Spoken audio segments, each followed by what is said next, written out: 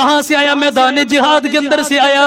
آپ نے بلانے کے بعد فرمایا بیٹا تو نے اتنا وقت میدان جہاد کے اندر گزارا لیکن تو نے نبیذ کو استعمال کر لیا جس نے تیرے اوپر نشے کو طاری کر دیا۔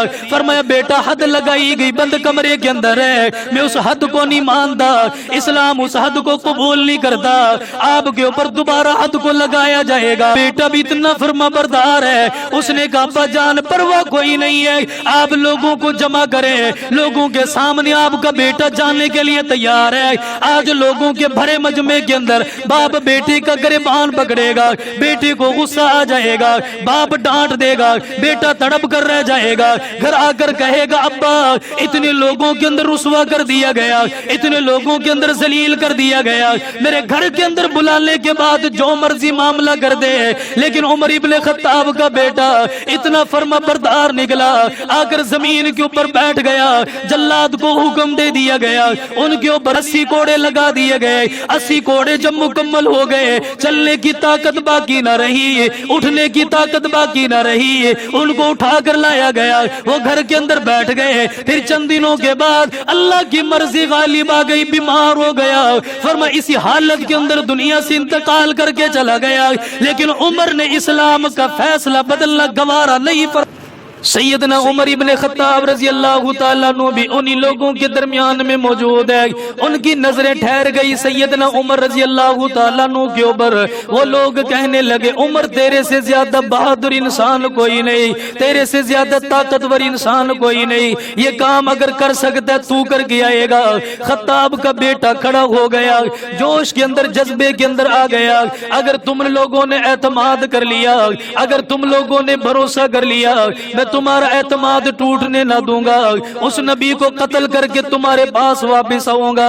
حضرت عمر ابن خطاب روانہ ہو گیا، ہاتھوں کے اندر تلوار پکڑی ہوئی ہے، اپنی سواری کے اوپر سوار ہے، مکہ کی گلیوں کے اندر سے نکلتا ہوا جا رہا ہے۔ ایک صحابی رسول کی نظر پڑ گئی، آواز دے کر فرمایا عمر کہاں جا رہا ہے؟ کہ آج تمہارے نبی کی خیر کوئی نہیں، آج نعوذ باللہ اسے شہید کر کے آؤں گا۔ صحابی رسول نے فرمایا عمر نبی کی بات میں خبر لینا، پہلے گھر میں جا کے دیکھ لے، اللہ نے تیری بہن کو اور بہنوئی کو دونوں کو ایمان کی دولت عطا فرما دی۔ اس نبی کو قتل کرنے جا رہے ہو، پہلے گھر کی خبر تو لے، تیرے گھر کے حالات کیسے ہیں؟ سیدنا عمر ابن خطاب رضی اللہ تعالیٰ عنہ نے صحابی رسول کے لیے جو تلوار نکالی واپس رکھ لی، کب بعد میں دیکھوں گا، پہلے گھر پہ جا کر اندازہ لگاؤں۔ چلتے چلتے بہن کے دروازے کے قریب آیا، قریب آنے کے بعد کان لگایا دروازے کے پاس، اندر قرآن پڑھنے کی آواز آ رہی ہے، اندر سے تلاوت کی آواز کانوں کے اندر گونج رہی ہے۔ سیدنا عمر ابن خطاب رضی اللہ تعالیٰ عنہ جلدی جلدی دستک دینے لگ گئے، زور کے ساتھ دروازے کو بجایا، بہن بھی ڈرنے لگ گئی، بہنوئی کو بھی خوف آ گیا، پڑھانے والا قاری بھی موجود ہے، ان کو بھی پتہ ہے عمر آ گیا، خیر کوئی نہیں۔ سیدنا عمر ابن خطاب نے جب بار بار دروازہ بجایا، بہن نے دروازہ کھول دیا، صحابی رسول کو اندر چھپا دیا گیا، قرآن پڑھانے والا اسے اندر محفوظ کر دیا گیا۔ عمر ابن خطاب آ گئے، کہا بہن اندر سے قرآن پڑھنے کی آواز آ رہی ہے، میں نے سنا تم نے کلمہ پڑھ لیا، میں نے سنا تو نبی علیہ السلام کے قدموں میں چلی گئی، میں نے سنا تو نے باپ دادا کے دین کو مذہب کو چھوڑ دیا۔ بہن نے جب یہ سنا اس نے کہا عمر ٹھیک سن کر آیا، میں نے نبی علیہ السلام کا دامن پکڑ لیا، اللہ نے جو دین دیا وہ دین میں نے پکڑ لیا۔ سیدنا عمر ابن خطاب نے اتنا سنا، بہن کو مارنا شروع کر دیا، اتنا مارا اتنا مارا، منہ کے اندر سے لہو نکلنے لگ گیا، چہرے کے اندر سے لہو نکلنے لگ گیا، آنکھوں کے گرد سیاہ رنگ کے حلقے بڑھ گئے، اتنا بہن کو مارا گیا، لیکن بہن باز آنے کو تیار کوئی نہیں ہے۔ سیدنا عمر ابن خطاب کو بھی ہوش آ گیا، فرمایا بہنا مجھے بتا تو صحیح کون سی چیز ہے جتنے اتنی طاقت تیرے اندر ڈال دی ہے، اتنی ہمت کو تیرے اندر ڈال دیا گیا، آج اتنی مار کو برداشت کیا لیکن تو ایمان چھوڑنے کے لیے تیار نہ ہوئی، کلمہ چھوڑنے کے لیے تیار نہ ہوئی۔ سیدنا عمر ابن خطاب کی بہن کہنے لگی ہے بھیا بھائی بات کوئی اور نہیں، صرف اتنی سی بات ہے، جب سے اس نبی کا دامن پکڑ لیا اب دنیا سے زیادہ پیاری آخرت لگنے لگ گئی ہے۔ حضرت عمر ابن خطاب خطاب نے فرمایا بہن وہ قرآن مجھے بھی دکھا جسے پڑھنے کے بعد اللہ نے اتنی طاقت تجھے عطا فرما دی. کہ نہیں میرے بھائی ابھی تو ناپاک ہے، پہلے پاک ہو کر آ. بہن کو مارا، بہنوئی کو مارا، کب پاک ہو کر آ. عمر ابن خطاب رضی اللہ تعالیٰ عنہ پاک ہو کر آئے، غسل کر کے آئے، سامنے قرآن کریم کا نسخہ رکھ دیا گیا. اللہ اکبر. وہ کیسا منظر تھا کہ کچھ آیتیں پڑھ کر لوگوں کے دل بدل جایا کرتے تھے، دل بدل جایا کرتے تھے. سیدنا عمر ابن خطاب رضی اللہ تعالیٰ عنہ نے قرآن کریم کا چھوٹا سا نسخہ جو ورقوں کے اوپر نہیں پتوں کے اوپر لکھا ہوا ہے، مختلف جگہوں کے اوپر لکھا ہوا ہے، لا کر سامنے رکھا گیا. بہن نے جب نسخہ دے دیا، سیدنا عمر ابن خطاب رضی اللہ تعالیٰ عنہ کے سامنے جو ورقہ آیا اس کے اوپر لکھا ہوا ہے طٰہَ مَا أَنزَلْنَا عَلَيْكَ الْقُرْآنَ لِتَشْقَىٰ إِلَّا تَذْكِرَةً لِمَن يَخْشَىٰ تَنزِيلًا مِّمَّنْ خَلَقَ الْأَرْضَ وَالسَّمَاوَاتِ الْعُلَىٰ. آپ نے قرآن کریم کی تلاوت فرمائی. 16واں پارہ سورہ طٰہَ کی تلاوت ہوتی جا رہی ہے. اللہ نے حضرت عمر کے سینے کو منور کر دیا، آپ کے قلوب اور اذہان کو منور فرما دیا. آپ کے سینے کے اندر ایمان کی رمق جب چمکنے لگ گئی، بہن کے پاس آ گئے، کہا بہن کلمہ پڑھا. حضرت عمر ابن خطاب کی بہن پڑھاتی ہے اشہد اللہ الہ الا اللہ. آپ نے اتنا پڑھ لیا، اگلا جملہ پڑھنے لگے. بہن نے کہا نام میرا بھائی یہاں پہ نہ پڑھنا، وہ آمنہ کا لال تیرا انتظار کر رہا ہے. کبھی خانہ کعبہ کے پاس جا کر غلاف کعبہ کو پکڑ کر تیرے لیے دعائیں مانگ رہے ہیں، کبھی صبح تیرے لیے تڑپ رہے ہیں، کبھی شام کو تیرے لیے تڑپ رہے ہیں. اس نبی کی نبوت کی گواہی یہاں نہ دینا، اس نبی کے پاس چلے جانا. سیدنا عمر ابن خطاب جلدی میں تیار ہو گئے. آج پاؤں کے اندر جوتا ڈالنا بھی گوارا نہیں فرمایا.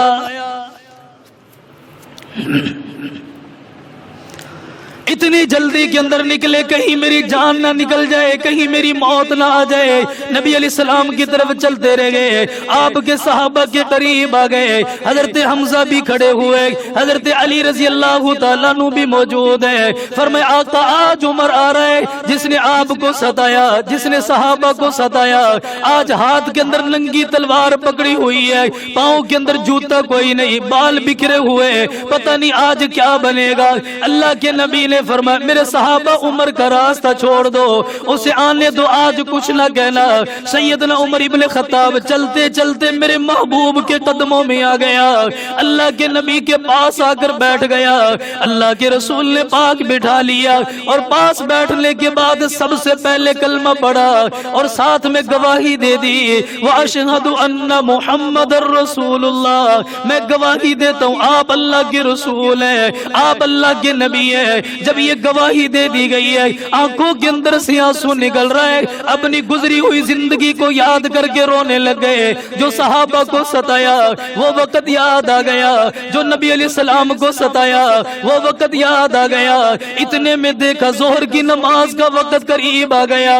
صحابہ کرام وضو کے اندر مصروف ہو گئے، نماز کی تیاری کے لیے جانے لگے. سیدنا عمر ابن خطاب نے فرمایا آقا ان کو آنا شاید میرا اچھا نہ لگا ہو، ان کو میرا آنا شاید پسند نہ آیا ہو، آج مجھے چھوڑ کر کہاں جا رہے ہیں. اللہ کے نبی نے فرمایا عمر یہ بات نہیں، نماز کا وقت آ گیا.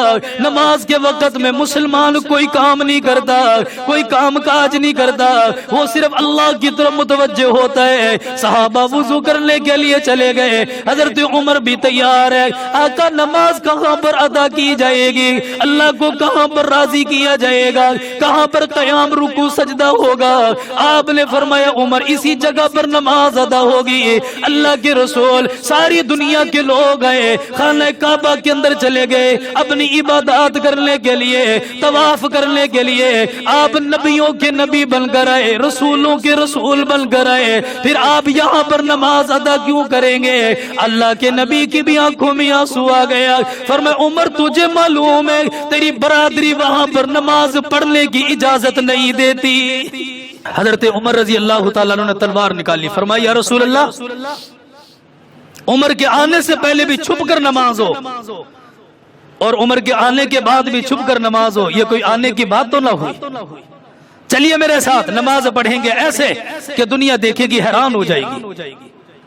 یہ پہلی نماز تھی زندگی کی جو سیدنا عمر ابن خطاب رضی اللہ تعالیٰ عنہ کی سرپرستی کے اندر مکہ کے اندر خانہ کعبہ میں ادا کی گئی۔ اللہ نے ان کو ایسا مقام دیا۔ رسول اکرم صلی اللہ علیہ وسلم فرماتے میں سویا ہوا تھا، مجھے خواب نظر آیا، میں نے دیکھا کہ میں جنت کے اندر ہوں، مجھے وہاں ایک عورت چلتی ہوئی نظر آئی۔ وہ کون تھی؟ ام سلیم رضی اللہ تعالیٰ عنہ، حضرت انس کی والدہ۔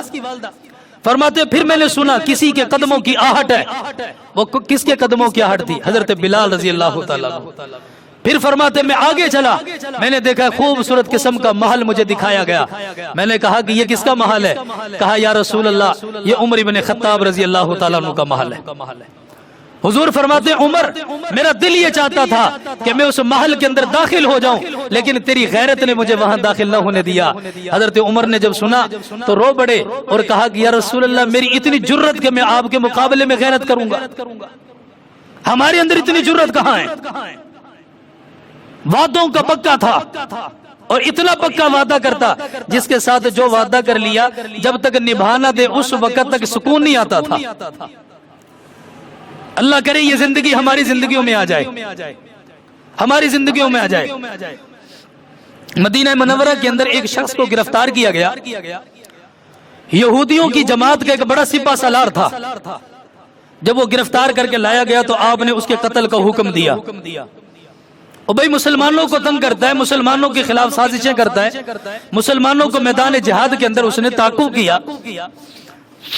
آج جب ہاتھ لگا تو آپ نے فرمایا کہ بس قتل کرو۔ صحابہ کرام تیار ہیں، قتل کی تیاریاں ہو رہی ہیں۔ مدینہ منورہ امڑ آیا کہ سپہ سالار کو قتل کیا جائے گا بھلا۔ سیدنا عمر ابن خطاب رضی اللہ تعالیٰ عنہ نے اس کے قتل کی تیاریاں مکمل فرمائی۔ جب تیاریاں مکمل ہو گئی آپ نے فرمایا جلاد کو بھی حکم دے دیا گیا۔ جلاد قریب آ کر کھڑا ہو گیا، قریب تھا اس آدمی کو قتل کر دیا جائے، اس کے سر کو اتار کر علیحدہ کر دیا جائے۔ آپ نے فرمایا قتل ہونے والے، مرنے والے، آخری خواہش تو ہر کوئی پوچھا کرتا ہے، آخری تمنا کا خیال کیا جاتا ہے۔ اگر تیرے دل کے اندر کوئی آخری خواہش ہو آج مجھے بتا دے، میں عمر ابن خطاب اگر اللہ نے چاہا پورا کر کے دکھاؤں گا۔ وہ عیسائی آدمی تھا، بڑا چلاک انسان ہے، کہ عمر آپ کو معلوم ہے اتنے دنوں کے ساتھ مجھے گرفتار کیا گیا، میرے ہاتھوں کے اندر بیڑیاں ڈال دی گئی ہے، میرے پاؤں کے اندر بیڑیوں کو ڈال دیا گیا، مجھے کھانا پورا نہ ملا، مجھے پانی پینے کے لیے پورا نہ ملا۔ عمر یہ آخری وقت ہے، شاید دوبارہ سانس ملے نہ ملے، آج میری یہ تمنا ہے مجھے پانی پلا دیا جائے، اور اتنا پانی پلایا جائے میں سیراب ہو جاؤں۔ حضرت عمر نے فرمایا یہ کوئی بڑی تمنا تو کوئی نہیں جسے پورا نہ کیا جائے۔ آپ نے صحابہ کو حکم دے دیا، پانی کا پیالہ لایا گیا، اس نوجوان نے پانی کا پیالہ پکڑا، اپنے منہ کے قریب لے کر آیا، دیکھا سامنے عمر کھڑا ہوا ہے، پانی پیتا نہیں، عمر کی طرف دیکھ رہا ہے۔ حضرت عمر نے فرمایا تو پانی کیوں نہیں پی رہا؟ اس نے کہا مجھے ڈر لگا ہوا ہے، اگر یہ پانی کا پیالہ منہ کے قریب لے کر جاؤں گا کہیں تو مجھے قتل نہ کر ڈالے، میرے قتل کا اعلان نہ کر دیا جائے۔ حضرت عمر نے فرمایا ہماری طرف سے بے فکر ہو جاؤ، ہم مسلمان ہیں، ہم نے جو کہہ دیا پورا کر کے دکھائیں گے، ہم وعدوں کے خلاف نہیں جایا کرتے، ہم اپنے وعدے نہیں توڑا کرتے۔ مسلمان کی شان کوئی نہیں جس نے وعدہ کیا پھر وعدے کو پورا نہ کرے۔ فرمایا وعدہ پورا کر کے دکھاؤں گا۔ اس نوجوان نے پانی پینے کی بجائے وہ پانی زمین کے اوپر ڈال دیا، اب وہ سارا پانی زمین کے اوپر چلا گیا، زمین نے پانی کو جذب کر لیا، وہ پانی کا قطرہ حلق سے نیچے کوئی نہ اترا۔ آپ نے زبان دے دی ہے جب تک پانی کو نہ پیے گا عمر قتل نہ کرے گا۔ اس نوجوان نے کہا عمر دیکھ لے یہ پانی میں نے نہ پیا، یہ پانی زمین کے اوپر چلا گیا، اپنے وعدے کے اوپر قائم رہنا۔ آپ نے جلاد کو حکم دے دیا اسے چھوڑ دیا جائے، ہم آئندہ سوچیں گے اس کے ساتھ کیا کرنا ہے۔ ادھر جلاد نے چھوڑ دیا، مسلمان بھی چلے گئے، وہ آدمی کھڑا ہوا اور زبان حال سے کہنے لگا اشہد اللہ الہ الا اللہ وَأَشْهَدُ أَنَّ مُحَمَّدًا عَبْدُهُ وَرَسُولُهُ۔ اسی وقت کلمہ پڑھا، کلمہ پڑھ کر مسلمان بن گیا۔ صحابہ حیران، حضرت عمر ابن خطاب رضی اللہ تعالیٰ عنہ حیران۔ کہا کہ اچھا بندہ ہے، اتنے دن تکلیف کے اندر رہا، تو پہلے کلمہ پڑھ لیتا۔ اس نے کہا عمر بات ایک ہے، اگر میں پہلے کلمہ پڑھتا لوگ کہتے ڈر کی وجہ سے کلمہ پڑھ لیا ہے۔ غسان کے اندر ایسے آیا تھا نا، اور یہ لوگ بڑے تکبر نما تھے، کب میں ایسے کلمہ نہیں پڑھتا، لوگوں نے کہا تھا ڈر کی وجہ سے پڑھ لیا، قیدی بن کر آیا کلمہ پڑھ لیا، اب جب تم نے آزاد کر دیا، میری جان بخش دی ہے، میں ایسے آزاد ہوں جیسے میری ماں نے مجھے آزاد کیا تھا، تو عمر گواہ رہنا آج کے بعد ساری زندگی مسلمان بن کر زندگی گزاروں گا۔ ایسا پکا بندہ وعدوں کے اوپر قائم رہنے والا لے کر آؤ، کہاں سے ملتا ہے؟ فرماتے ایک دفعہ باہر نکلے تو آپ نے دیکھا بیت المال کے اونٹ کھڑے ہوئے ہیں۔ اس زمانے کے اندر اونٹ ہی لوگوں کے پاس مال اور دولت ہوتا تھا، اونٹ کھڑے ہوئے، اونٹ بھی بہت زیادہ ہے۔ پوچھا بھائی یہ کس کے اونٹ ہیں؟ اتنے طاقتور اور اتنے بہترین قسم کے قوت والے اونٹ۔ انہوں نے کہا کہ یہ آپ کے بیٹے کے اونٹ ہیں۔ کس کے؟ آپ کے بیٹے کے۔ اچھا میرے بیٹے کے اونٹ ہیں، یہ باندھے کہاں جاتے ہیں؟ کہا جی بیت المال کے اندر۔ یہ چرتے کہاں پر ہیں؟ بیت المال کے اندر۔ اسی وقت اپنے بیٹے کو بلایا، اسی وقت بلایا اور بلا کر فرمایا یہ تیرے اونٹ ہیں۔ ایسی مثال میں دعوے کے ساتھ کہہ رہا ہوں شاید آج دنیا کے اندر کہیں نہ مل سکے، ایسی مثال شاید کہیں نہ مل سکے۔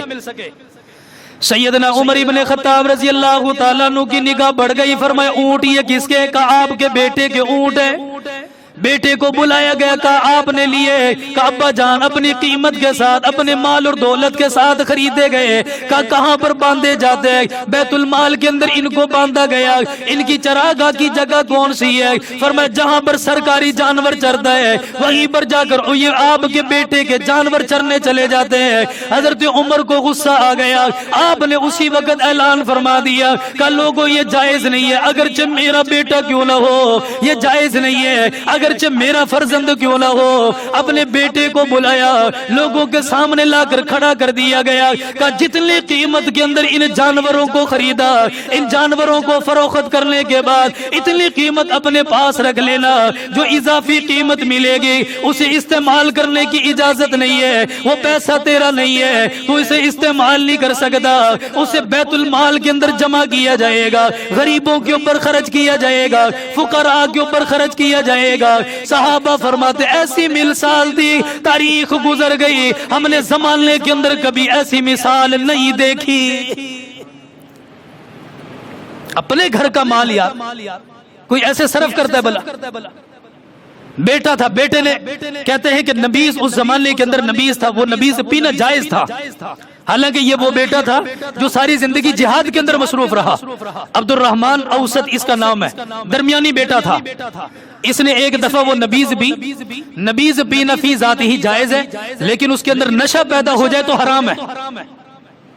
اس زمانے کے اندر یہ صورتحال تھی۔ جب وہ نکلا جہاد کے اندر تھکا ہارا تھا، اس نے اپنی نبیذ لی، اس نبیذ کو اس نے پیا، لیکن پتہ نہیں تھا کہ زیادہ دیر بند رہنے کی وجہ سے نشہ پیدا ہو گیا۔ اب آپ کے بیٹے کے اوپر جب نشہ طاری ہوا تو لوگوں نے تو شور کرنا شروع کر دیا، اور جب آپ کا بیٹا ہوش کے اندر آیا اس نے وقت کے قاضی سے کہا کہ میرے اوپر آپ حد جاری کریں۔ اس نے کہا میں کیسے حد جاری کروں، خلیفہ کا بیٹا ہے، امیر المومنین کا بیٹا ہے، میں کیسے حد جاری کر سکتا ہوں؟ اس نے کہا میں کسی کا بھی بیٹا ہوں، یہ نہ دیکھو، میرے اوپر حد جاری کرو۔ اس نے کہا جب زیادہ مجبور کر رہے ہیں حد لگاؤں گا، لیکن حد بند کمرے میں لگاؤں گا، لوگوں کے سامنے نہیں۔ اعلان یہ ہے کہ جو شراب پیتا پکڑا جائے لوگوں کے سامنے اس کے اوپر 80 کوڑے لگائے جائے۔ کتنے کوڑے بھائی؟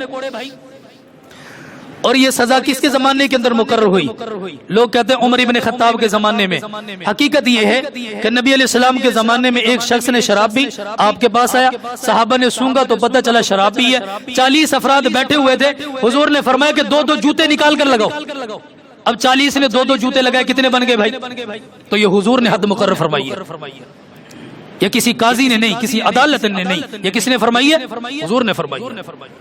اس نے حد جاری فرمائی بند کمرے میں۔ حضرت عمر کو پتا چلا تو غصے ہو گئے، فرمایا جب اعلان ہے کہ حد لوگوں کے سامنے لگے، میرا بیٹا چھپا کر سزا دی، یہ کون سی سزا ہے؟ کل کو لوگ کہیں گے شاید کوڑے نہ پڑے ہوں۔ سیدنا عمر ابن خطاب رضی اللہ تعالیٰ عنہ کے پاس آپ کا بیٹا ملاقات کرنے کے لیے آیا۔ کہاں سے آیا؟ میدان جہاد کے اندر سے آیا۔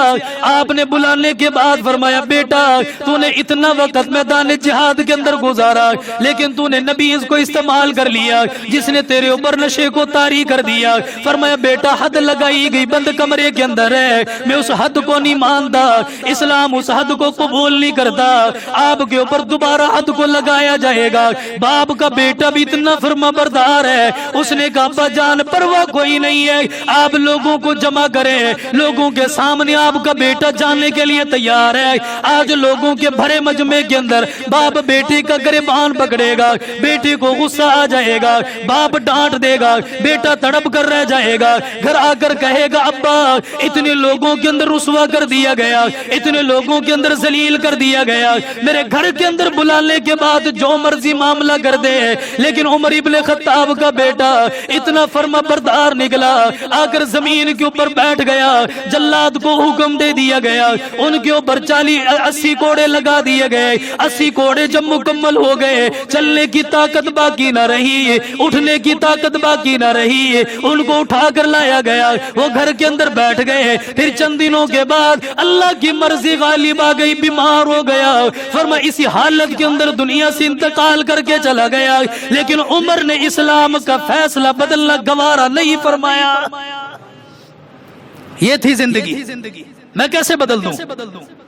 کہتے ہیں کہ ایک مرتبہ ایک اور بادشاہ تھا، اس نے اسلام قبول کیا۔ جب آیا نا منقش قسم کی چادریں اس نے پہنی ہوئی تھی، تکبر کے اندر تھا، وہ چادر وہ پہن کر طواف کر رہا تھا، طواف کرتے کرتے اس کی چادر جو تھی بدو کے پاؤں کے نیچے آ گئی، اور جب چادر نیچے آئی تو اس نے وہ بادشاہ ظاہر ہے وہ بدو آدمی، اس بادشاہ نے ایسا گھوسا مارا اس بدو کی ناک کے اوپر کہ اس کی ناک ٹوٹ گئی، ناک ٹوٹی، خون بہنے لگا۔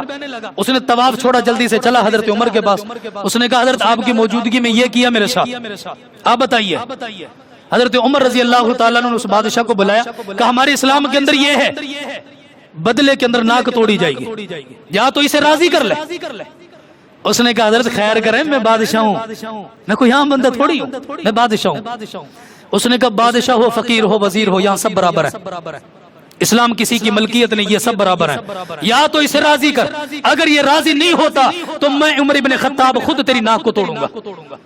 اس نے کہا کہ اگر آپ ایسا کرتے تو میں پھر اسلام سے پھر جاؤں گا، کہ اگر اسلام سے پھرے گا پھر میں تیرا سر قلم کر دوں گا، مرتد ہوگا نا، مرتد کی سزا اسلام کے اندر ہے، کہ پھر میں تیری گردن کاٹ دوں گا۔